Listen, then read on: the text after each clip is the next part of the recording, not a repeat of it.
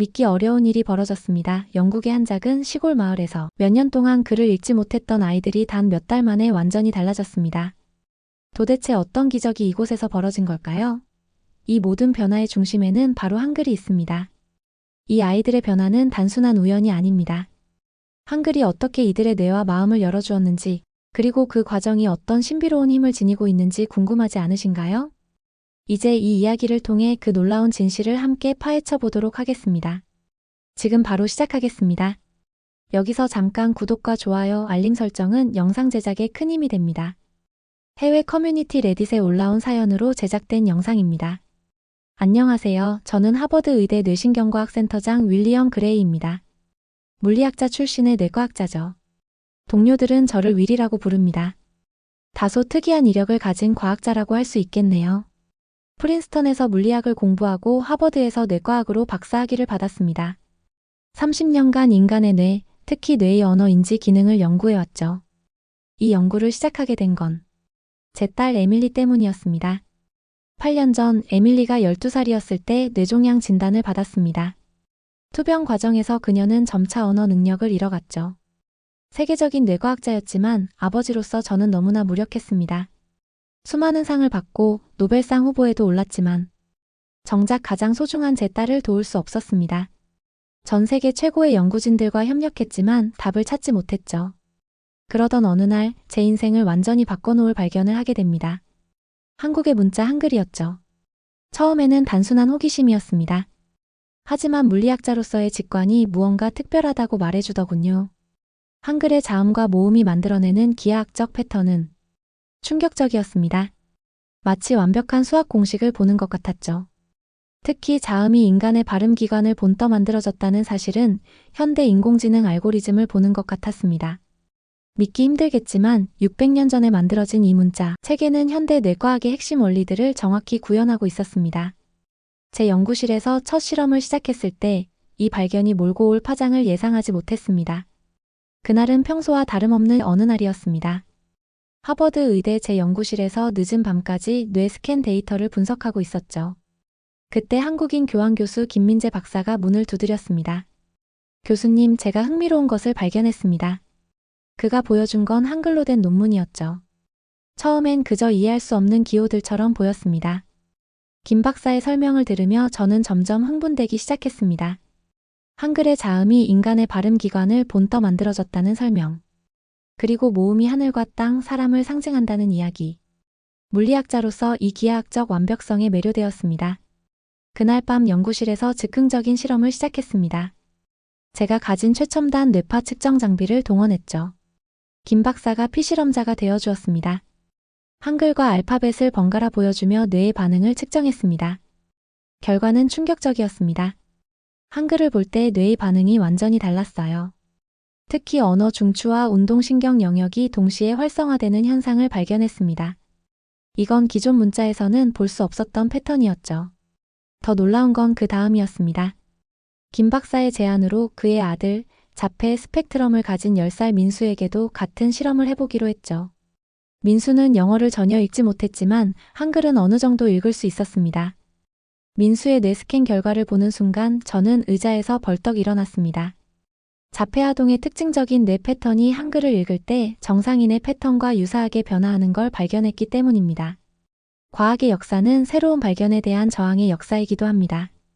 우리의 연구 결과를 처음 발표했을 때 하버드 의대 강당은 차가운 침묵으로 가득 찼습니다. 그레이, 당신 미쳤소? 제 30년 지기인 로버트 핸더슨 교수가 가장 먼저 일어나 말했습니다. 동양의 문자로 현대의학을 뒤집으려 한다고? 당신의 평판이 걱정되는군. 연구 결과 발표 다음 날 제 연구실 앞에는 긴 줄이 늘어섰습니다. 하지만 그들은 제 발견을 축하하러 온 것이 아니었죠. 의대윤리위원회, 연구진실성위원회, 심지어 대학 감사팀까지 모두가 제 연구를 검증하겠다고 했습니다. 당신의 실험은 적절한 통제 집단이 없었어요. 표본이 너무 작습니다. 문화적 편향이 심각해요.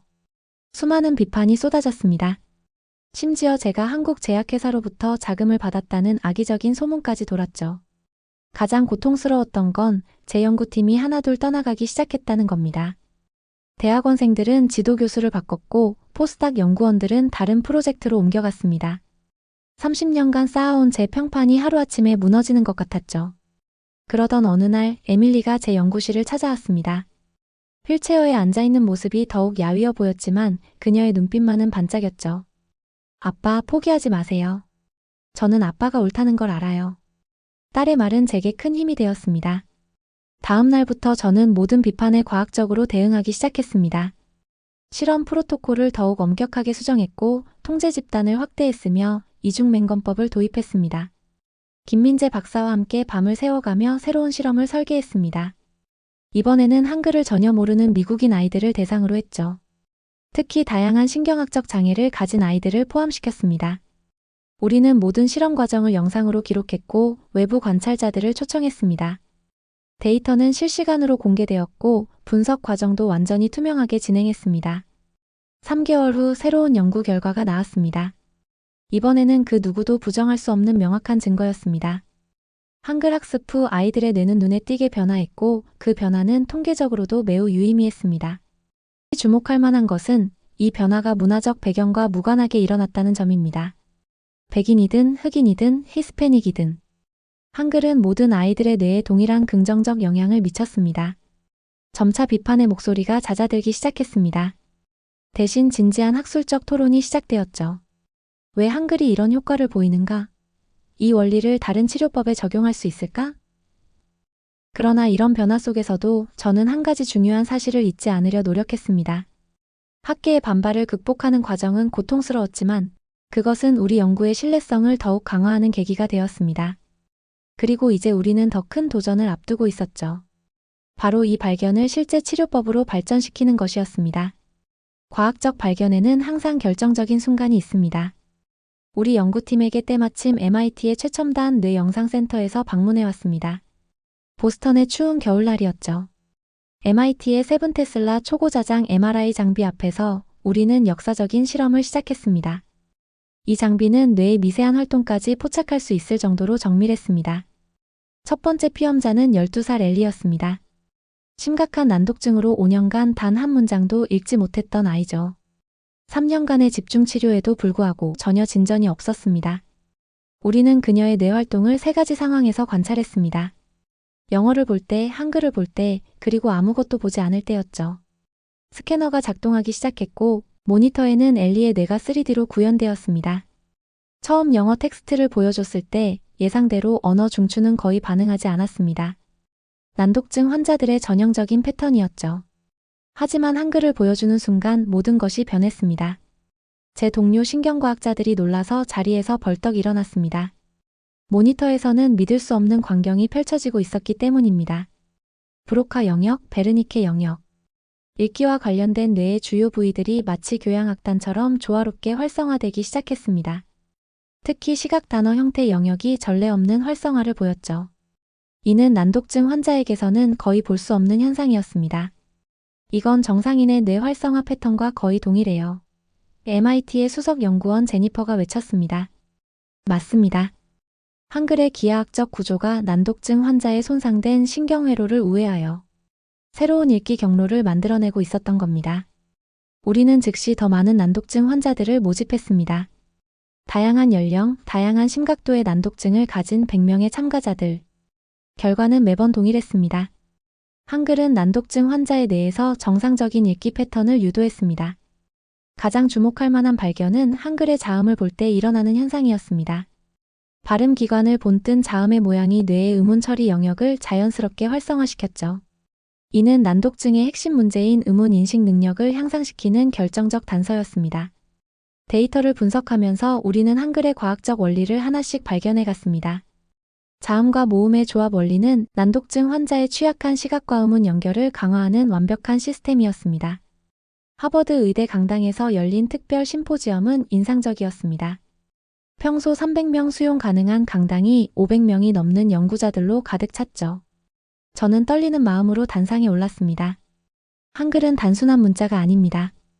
이것은 인간의 뇌가 어떻게 언어를 처리하는지 정확히 이해하고 만든 인지공학의 걸작품입니다. MRI 결과를 보시죠. 스크린에 뇌 영상이 나타나자 청중들 사이에서 탄성이 흘러나왔습니다. 특히 충격적이었던 건 난독증 환자의 뇌가 한글을 배우면서 보이는 변화였습니다. 기존에는 비활성화되어 있던 읽기 관련 영역들이 마치 깨어나는 것처럼 활성화되는 모습이 선명하게 보였죠. 이것은 음소 인식 능력을 획기적으로 향상시키는 열쇠가 됩니다. 청중 속에서 한 신경과 의사가 질문했습니다. 그럼 실제 임상에서는 어떤 효과가 있었나요? 저는 미소를 지으며 다음 슬라이드를 보여줬습니다. 6개월간의 추적 관찰 데이터였죠. 100명의 난독증 환자 중 82명이 유의미한 읽기 능력 향상을 보였습니다. 주목할 만한 것은 향상 속도입니다. 기존 치료법이 2년에서 3년 걸리던 것을 6개월로 단축할 수 있었습니다. 이 발표 이후 연구 협력 제안이 쇄도했습니다. 존스 홉킨스, 스탠포드, UCLA. 미국의 주요 의과대학들이 모두 참여하길 원했죠. 유럽에서도 케임브리지, 파리 소르본 대학에서 공동 연구를 제안해왔습니다. 이제 우리는 더 큰 도전을 앞두고 있었습니다. 어떻게 이 발견을 실제 치료 프로그램으로 발전시킬 것인가? 전 세계의 난독증 환자들에게 희망을 줄 수 있는 표준화된 치료법을 개발해야 했습니다. 드디어 우리는 역사적인 임상실험을 시작했습니다. 유럽 전역에서 500명의 난독증 환자들이 참여했죠. 영국, 프랑스, 독일, 이탈리아. 각국의 주요 의료기관들이 협력했습니다. 6개월간의 임상실험 기간 동안 우리는 놀라운 결과들을 목격했습니다. 참가자의 78%가 읽기 능력에서 현저한 향상을 보였고, 특히 아동 참가자들의 경우 학업 성취도가 평균 40% 상승했습니다. 하지만 더욱 감동적이었던 것은 환자들의 달라진 일상이었습니다. 처음으로 아이들에게 책을 읽어줄 수 있게 된 부모들, 직장에서 자신감을 되찾은 성인들. 그들의 이야기는 우리 연구팀에게 큰 힘이 되었습니다.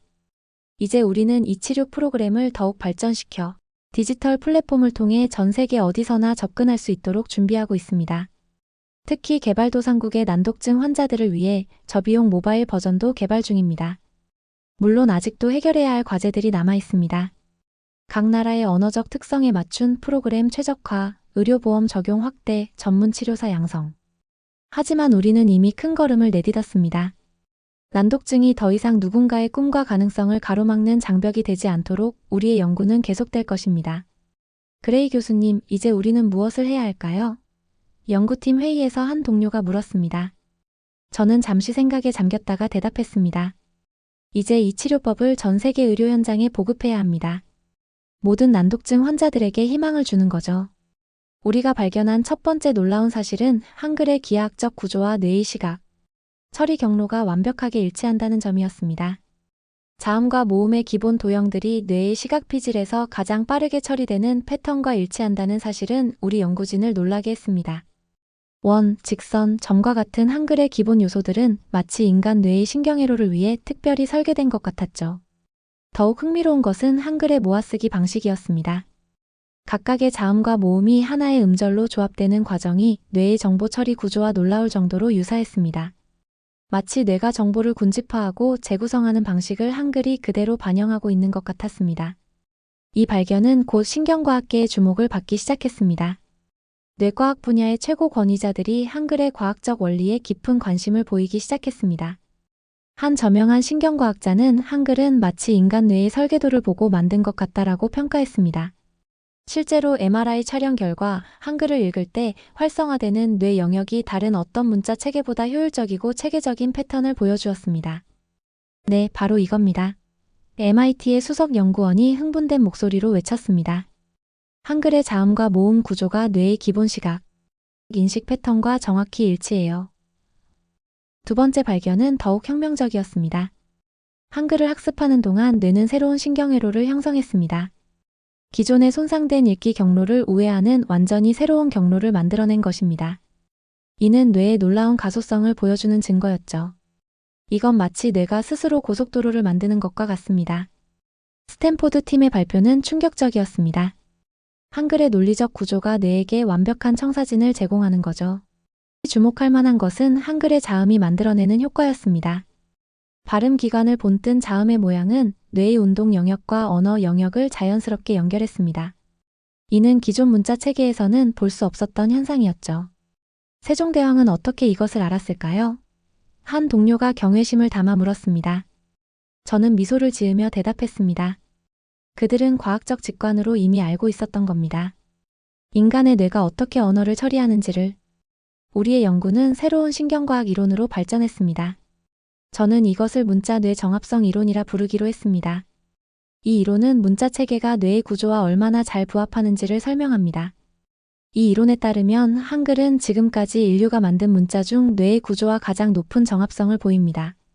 현대 신경과학의 관점에서 보면 한글은 완벽한 컴퓨터 인터페이스인 셈이죠. 이 발견은 신경과학의 패러다임을 바꿀 겁니다. 막스 플랑크 연구소의 소장이 말했습니다.